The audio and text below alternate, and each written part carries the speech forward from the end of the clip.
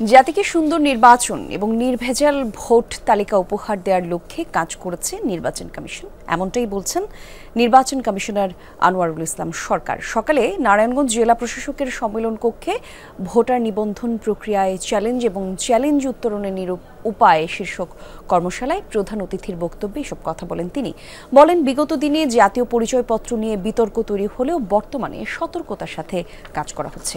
কর্মশালায় এনআইডি মহাপরিচালক হুমায়ুন কবির, নির্বাচন কমিশনের অতিরিক্ত সচিব আলী নেওয়াজ সহ অন্যান্যরা উপস্থিত ছিলেন।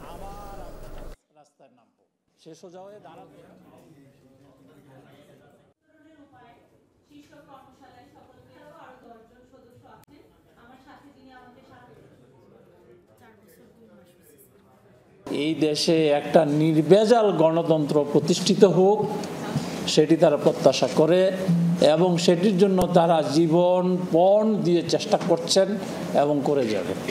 নিবন্ধন প্রক্রিয়া চ্যালেঞ্জ এবং চ্যালেঞ্জ উত্তরণের উপায়ের শীর্ষক কর্মশালার শুভ উদ্বোধন ঘোষণা করছি।